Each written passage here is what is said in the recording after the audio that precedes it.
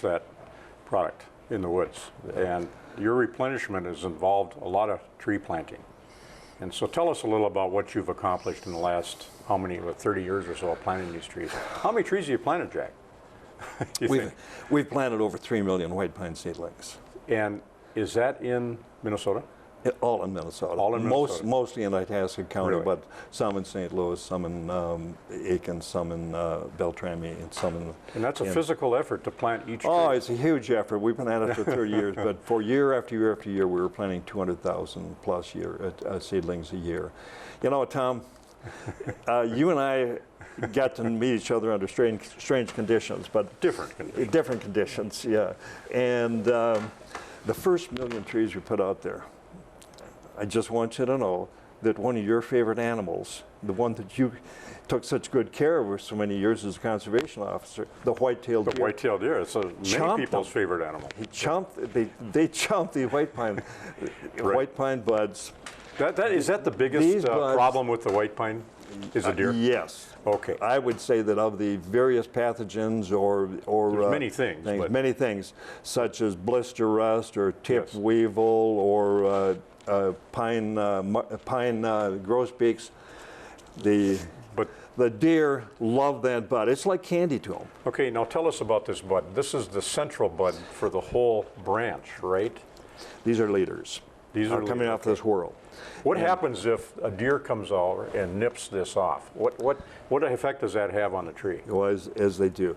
When they nip this one and this one and this one, pretty soon it kills the tree. White pine does not save a bud. In other words, a lot of, have you ever noticed how your white, in an aspen regeneration, you'll see the deer have come through and they've just nipped the tops off all these aspen? Well, there are many other buds that will continue to grow. In white pine, when that bud's gone, this leader is dead. So in a 3-foot tree, like you have here, let's say, that's growing out of the soil, is this the preferred size of tree or age of tree that the white-tailed deer would nip? You know, this is it, because they're standing above the snow level in the winter. They only browse during the winter. You know, after the first snow, they're looking for some good juicy food, and this is candy to them. And they come along and they'll take this bud and a couple more of these. You know, why don't they talk to those guys and tell them to take some of these down here? I wouldn't care so much. They're a tough crowd. Yeah.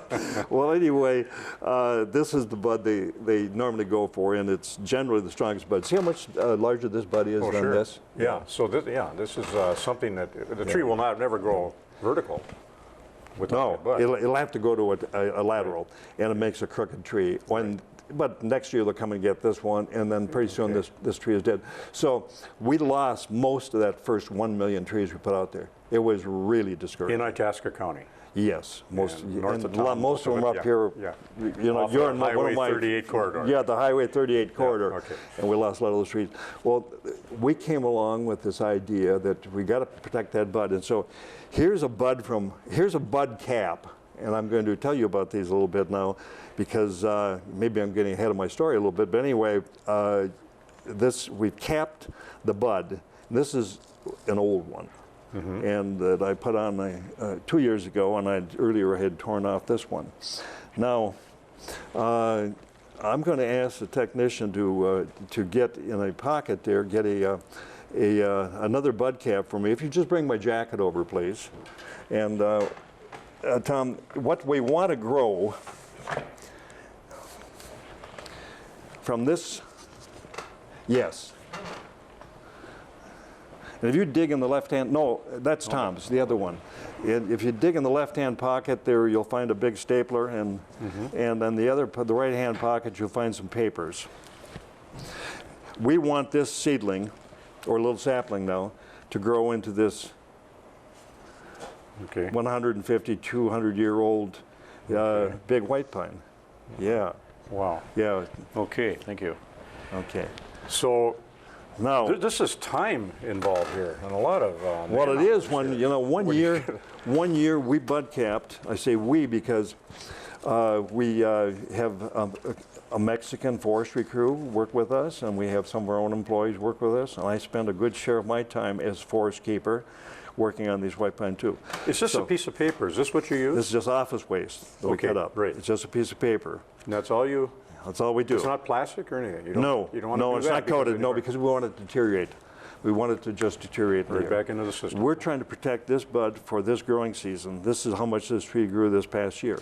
Now, we have to put this bud cap on in such a way where we hide the bud from the deer, get some needles over there to clinch the staples into, leave room. See, the bud is hidden down there a half an inch or so. And the wind isn't going to blow this off. No, the wind isn't going to blow it off. And the leader can grow up through it and form a new bud up here next year. And that simple little thing that we came up with now is the reason why we have over 3 million white pine seedlings growing. And that was your company's idea? Yeah. So amazing. Is this used all over now? It is, actually it is. A lot of people have tried a lot of things. Well, it's pretty sometimes simple. that's all it takes. Isn't it? Some people don't like it because it is too simple, but, and one of my favorite people in all of the forestry work that I've done is a really great environmentalist. Her name is Jan Green. And I remember one time Jan Green telling me, but she said, Jack, it looks like a cotton field out there when you get done. But back to the big tree. We had to do something because we were losing these big trees. And some of these trees get up to over 200 years old. Oh, easily. And the bigger they get, more valuable. And the more valuable, of course, is saw timber, the more money you can make. And it just circles right back, and that means we can put money back into the forestry program. Unless you have done this, you would have run out of white pine. We were getting pretty low, and that's down there. Well, eventually it would have been a negative thing, wouldn't it? I had a dream one time, and I dreamt that I had my power saw in my hand and I was walking up to a tree like this, and I all of a sudden Jan Green stepped out from behind the tree. You know, I have these pictures in my mind because we had such a battle over the cutting of more timber. Willard Munger, one of the great legislators of this northern Minnesota, attempted to pass a law in the legislature to put a ban on the harvesting of any more white pine years ago.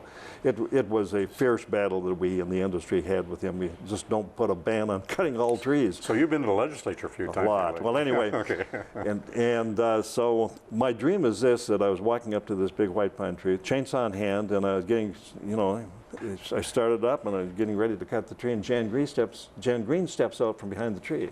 She says, Jack, what are you doing? I said, well, I'm going to cut down this tree. Well, why? Because that's what I do. And she asked me, Jack, if this is the last white pine tree, would you cut it? And I thought for quite a while, and I said, I turned the chainsaw off, and I said, no. If it's the last one, I can't cut it. That's really kind of a little an eye opener. Allegory about what we needed to do in white pine. We needed to stop for a minute and take care of the white pine that we had and get busy. But it's not a matter of saving the old trees. The real question is about growing, you know, is getting a new white pine forest growing.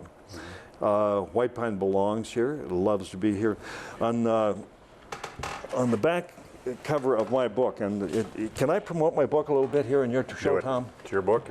You're the guest. Well, 10 years ago or so, 15 years ago, I wrote this book entitled Bringing Back the White Pine. And I've incorporated in it the history of our family's experience and the milling and the logging and milling of white pine, and even talking about a little bit about the early cruiser days, which now I have circled back to, and as land manager for the companies, I'm really a timber cruiser, and I'd like to visit with you about that a little bit here. What is a timber cruiser? Well, a timber cruiser is a fellow who grabs his bag with his compass. And now, there's an incentive to do this. You're getting paid to do this, so there's a product at the end of this whole cruising and, system. So. You know, I think I mentioned my father was a timber cruiser, as well as a sawmiller and as a logger. Okay. He learned to cruise from this old man by the name of Jack Moland, who cruised all over northern Minnesota in the late 1800s and early 1900s. And my dad told me so many stories about Jack Moland, and when he said, and this is Jack's pack, shoulder bag, and I said, someday I want that, and my dad kept that for me and gave it to me, and quite a nostalgic piece of so the timber cruiser goes into the woods. He'll run the lines, find the corners, describe the property, and then we'll record in his manual. We'll record what he finds in terms of the land. He'll also mark the boundary trees. And that's so important, is to have a witness tree in the four corners of a section corner or a quarter corner or a 16th corner. That's for the legal aspect of it. The legal aspect, so that you're not logging on somebody else's land, right. But also to describe the timber. You know, it's the cover type, how much of it's pine, how much of it's hardwood, how much of it's aspen, and things like that. And he also gave me Jack Mullen's old compass, and isn't that a classic? Wow. That wooden compass, the wooden case. Can you hold? Yeah. Can you hold that up like? Yeah. See that thing? It's just. Oh. Wow. So now a couple other things I found in the bag was the old tin cup. Oh yeah. Sure. For water. You bet. You have one of those, I suppose. Yeah. For drinking out a long lake. Sure. No, Don't give too many hints there now. Yeah. Okay, and then a backup compass. Here's a Gurley, and that's another famous compass of that day. You know, they didn't have GPS in those days. No, this is what they use right there. Yeah. Boy, that's a steady thing. Yeah, yeah. So how old do you think that is? Oh, this is 80, 90 years old. This is 100 and some years Still old. Maybe working. this movie it still works. Yeah. Now, a cruiser would be out for days. You know, okay. So he would have to have, you know, his tools, but also he probably would have, of course, a few hard-boiled eggs to bring along. You know, and just like got to sustain yourself while you're and out I'm there. sure your mother always told you this too. You know, I always bring a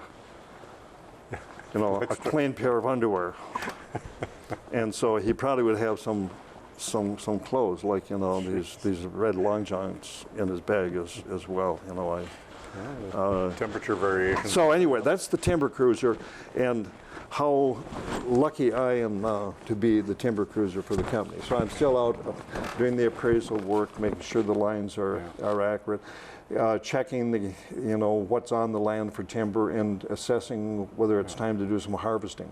You learn something every day too while you're out there, don't you? Yeah, harvesting is the first step of good forest management, and that's how we prepare the site for the regeneration. And like I said, you know, there's no way to save all of the white pine trees in Minnesota. They're going to die.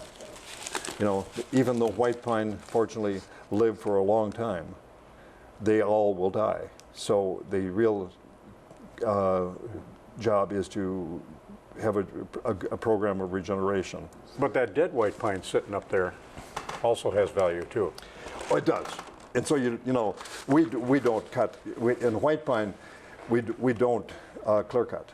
Right. We selectively harvest, and the dead trees, and you know, there will be some out there because lightning strikes them, or they just die from blister rust, or just old age. There's a wildlife value there. Gotta be. There is good wildlife.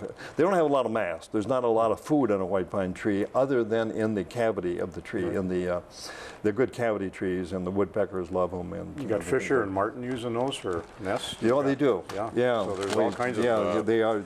Well, positive things for those too. The forest is the house for wildlife. Right. It is. We might also say they're the pillars of the cathedral of God's creation, but they're also the house for wildlife. Yeah. Here is a scene of the. Hold those up directly. Yeah. In front of you there, here is a scene of the mill that the Joyce family had in Deer River, which was a white pine mill, and that's included in the book. I'm just going to go through a few of these, Tom, if I may, and just kind of, because I want to tell the story. Here is, now the Joyce Empire, which is a story in itself. Yes. You know, older than the Rajala story. This is Joyce country up on the upper prairie. and they logged heavily up there all the way, up the Trout Lake. Where They the owned a Joyce lot of Estate is. land up there at one Oh, time. they owned a lot of land And up what's left of that is now the Joyce Estate that Yes. has been turned over to the public for Right, it's all fun. kinds of benefits there. there. Right, it's a wilderness area, Yes. a roadless area. What a perfect for the ending to that, isn't it? Yeah, and how well we know we've been around that country quite a bit. Yeah. Yeah. They also, the Joyce family also built the Gut and Liver Railroad from Deer River to Big Fork and on up to Craigville. This is of course, the logging in those early days was done by horse and sleigh. And those are quite apparently white pine. These are all etchings of Jim Casper. Jim Casper, the local artist there, did all these. I was It's fortunate amazing. to talk Jim into doing all of these drawings for my book. And this is a logging camp. And the larger building there was the Joyce headquarters office. Now that hasn't changed, has it, Jack? No, it hasn't. That's your residence. That That's hasn't my cha- That residence has now. not changed. In how many years? That's got to be, what, 80 years? 113 years. 113 years old. This was Joyce's main office building in 1897. Oh, I didn't know that was connected to the Joyce family. Really? Initially, that was a Joyce. Chester Congdon and G.G. Hartley moved it from Grave Lake over to Wolf Really? Lake to set it up as their fishing lodge. Did not know that. That's That's the- how that's much the history that building has in there. it's- And, it's- and when you see in there, that can be observed from an area up there by the public too. Right. But generally, it's quite a ways off the road and back in the wilderness. It was Yeah. back in the wilderness. It is back in the wilderness even to this day. Yes. Now, this is a log drive down the prairie. That's the Prairie River. What part Circa of the Prairie River? 1900. Okay, that would be 18. anywhere along the Prairie River. Anywhere from along Grand the prairie, Rapids, all the way up to Lawrence all, Lake. all the way up to through Lawrence Lake and, Sure. and beyond. Yeah. Sure. This is the dam at Bass Lake. The Bass Lake Down Dam. with Bass Lake Dam that Here on the south side there. Hartley put in to hold the water in Bass Lake so that he could